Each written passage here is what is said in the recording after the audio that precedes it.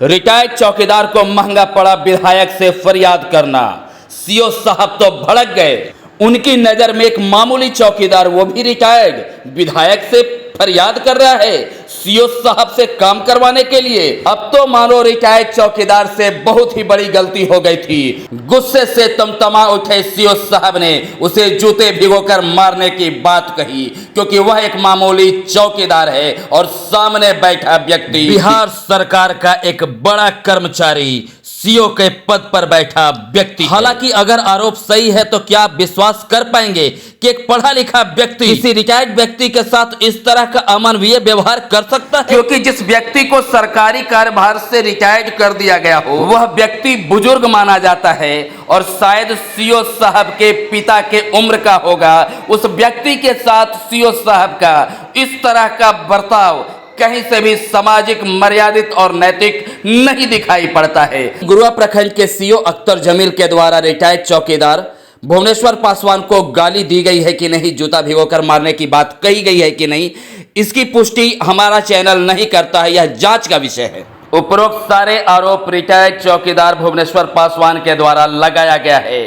हालांकि सीओ साहब ने ये सारे आरोपों को निराधार बताया है और कहा है कि इस तरह का कोई बर्ताव उनके द्वारा रिटायर्ड चौकीदार भुवनेश्वर पासवान के साथ नहीं किया गया है। वही रिटायर्ड चौकीदार भुवनेश्वर पासवान अपने सेवा काल से रिटायर्ड होने के बाद कुछ रिटायरमेंट सहित छुट्टी अवकाश का पैसा प्राप्त करने हेतु लगातार कार्यालय का चक्कर लगा रहे हैं और उनको उनका पैसा नहीं मिल पा रहा है। मामला अब तूल पकड़ते जा रहा है और लोग अपनी अपनी राय दे रहे हैं। आरोप सफाई प्रत्यारोप का दौर जारी है। हालांकि मामले की निष्पक्ष जांच होनी चाहिए और दूध का दूध और पानी का पानी होना चाहिए। वहीं गुरुआ क्षेत्र के लोगों ने वर्मा के रहने वाले भुवनेश्वर पासवान के बारे में बताया कि अपने सेवा काल के दौरान वह काफी ईमानदारी के साथ अपनी सेवा ग्रामीण पुलिस जवान के रूप में देते थे और एक वक्त था जब उन्होंने पीएनबी बैंक को लूटने से बचाया था। अपराधियों से भिड़ गए थे, अपनी जान की परवाह भी नहीं की थी और आज उनको अपने ही पैसे के लिए दर दर भटकना पड़ रहा है। उक्त घटनाक्रम को लेकर हमारे संवाददाता रंजीत कुमार ने रिटायर्ड चौकीदार भुवनेश्वर पासवान से की बातचीत। इसी बात सर कहते हैं कहा कि सब मारेंगे जूता भिजा के, समझिए ना। अब बोले हैं सर कि मारेंगे जूता भिजा के, सामने है, पूछिए बस कहा झूठ बोलते हैं गाड़ी। अब सर लोग कहा झूठ बोलते हैं, आप लोग नहीं बोलते तैयार से नहीं कर रहे थे। कहा सर झूठ बोलते हैं, कहा झूठ बोल रहे हैं सर। आप कहीं आपके जाइए अभी कहीं हम कहे गए सर अगर वेतन का पेंशन वाला पैसा नहीं मिला है, पेंशन मिल गया सर। अच्छा। रिटायरमेंट पैसा नहीं मिला और छुट्टी के पैसा नहीं मिला, इसलिए से हम सीओ। अच्छा, आप किस विभाग में आप कार्यरत? विभाग में, ग्रामीण पुलिस विभाग में। अच्छा, ग्रामीण पुलिस विभाग में आप कार्यरत है। कौन सी थाना में थे आप? पोस्ट गुरुआ थाना में, यानी गुरुआ थाना में। तो कब से यहाँ ज्वाइनिंग किए थे आप? हम गुरुआ में किए थे सर 95 में, 13 साल 95 से। अच्छा, और 20 में रिटायर कर गए, यानी 2020 में रिटायर कर गए। हाँ। तो उसके बाद तब से आपकी क्या मतलब पेमेंट को लेकर थी बनी हुई थी? हाँ, हम परेशान थे इसीलिए कि कर दीजिए सर, कर दीजिए। आशा में नहीं हमको काम हो रहा था। अच्छा अच्छा, इसलिए हम गए सीओ साहब के पास मांगे। क्या कब गए थे सीओ साहब के पास? कल गए थे सर। कल गए थे। क्या घटना घटी उसके बाद?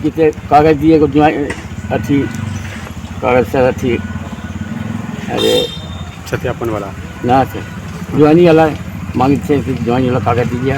अच्छा, हम दिए ओरिजिनल कागज, तब उठा के कागज फेंक दिए और कहते हैं कि साला तू नेता बनता है, तू विधायक के लिए कहा है, हम यहाँ से विधायक करें तो तुम मारेंगे, जो चप्पल जूता से मारेंगे, भिजा के जूता से मारेंगे। तो एक ये शब्द किनके द्वारा बोला गया? हमारा द्वारा सीओ साहब बोले। यानी सीओ साहब इस तरह का आपको भर्सन निकाल कर बोले जूता से मारेंगे? अच्छा, उसके बाद उसके बाद सर हमें अकेले आदमी समझल दिए घर। तो कुछ सत्यापन में पैसा वैसा मांग रहे थे क्या? पैसा के बारे नहीं मांगे।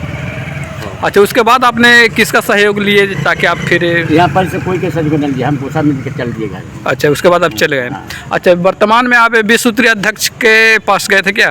हाँ, आज गए हैं। अच्छा, आज गए हैं। उन्होंने क्या आश्वासन दिए? पूछते हैं सीओ साहब के। अच्छा, कहीं सर नहीं कह कि नहीं कहें।